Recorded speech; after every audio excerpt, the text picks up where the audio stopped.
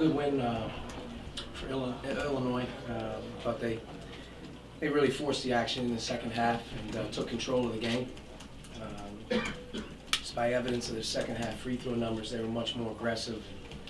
We just didn't have the energy boost that we needed in the second half defensively. And, and that hurt us because, I thought in the first half we did a nice job in transition, getting some easy baskets off our stops. We didn't get as much of that in the second half, and that, it hurts you when you're bogged down against that pressure every single time down the floor. It's difficult, and that's why I think the turnover numbers for us in the second half were a little bit worse. We weren't in transition as much, and disappointed in our free throw shooting. It's something that you can, you can talk about or practice and whatnot, but it seems to become something for our team that's a little bit contagious with the guys going up there not being able to knock them in. And when you're on the road, especially if you get there, 16 for 20, 16 for 29, you got to be able to make more than that. So that hurt us as well. We needed to keep a lead by getting free throws. So credit to them. They play extremely hard, and Coach does a great job. Questions? Coach, the missed free throws, is some of that just that tired legs, and what do you do to kind of make sure that you don't have a night like that in the future? We've had nights like this in the past. I mean, it's just, right now we're not a very good free throw shooting team, and there's guys that are better free throw shooters. We got to work on it.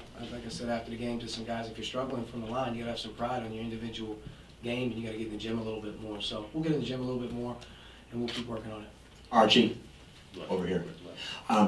When you called the timeout at the end, when it was two, you didn't know if it was going to be 2 or 3. What was the design play? And then when it was 2, is that the play you ran, or what were you looking for at the end? Well, it was 8 seconds on the clock, so on a made field goal, obviously we had a pressure release to get the ball up the floor. Probably we're going to foul us because they fouled us to foul us to extend the game. So we were ready and probably to see if we could spring a cutter off there and see if we could get the ball moving up the floor before they could foul for 3. On a missed shot, we didn't have a timeout, so we were on a full court push in our normal break, and we were going to try and get as fast down the floor as we possibly could to the paint and see if we could get something early. And we had 2 looks. Devontae had Rob up the left sideline, probably on the first dribble with an advantage, and then Devontae made a really good look to Juwan, who was open. It's just the pass was really tough to handle. So I think if he'd have caught it, he may have knocked it in. It is what it is. One play doesn't define the game. There's a lot of other things that impacted the result, but we were prepared to have 2 things. Here in the middle.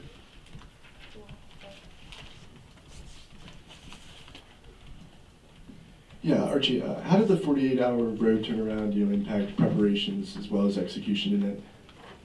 Well, I think the one unique thing is when you play Illinois, they're completely different than anyone else you play against. Their defense and offense is something that you don't see a lot. So it's tough on a prep, but they had the night game against Michigan State. Their ability to not really worry about preparation, probably because the way they play defense maybe gives them a little advantage. But it's tough. You play 3 games in 6 days. 2 of them were on the road.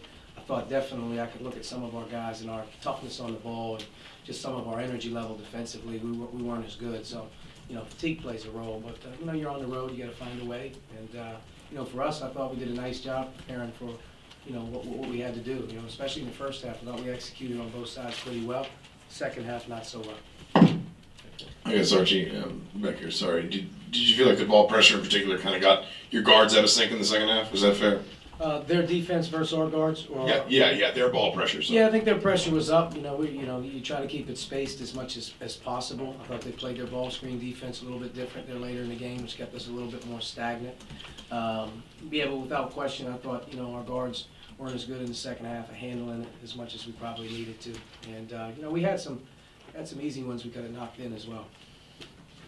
Archie, I think Josh only played 12 minutes tonight. What were you seeing from him, maybe particularly in the second half, that you didn't?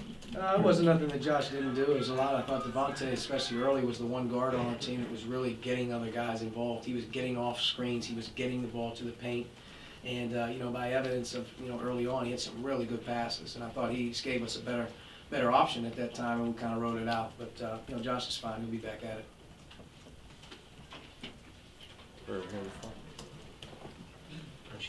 Did you ask for a review of the clock when there was just a 1/10 of a second left? No, I didn't ask for a 1/10 of a second. The clock was, they said the clock was, the ball was kicked or whatever, it was .1. Anything else for Coach? Good. All right, thank you. Players down.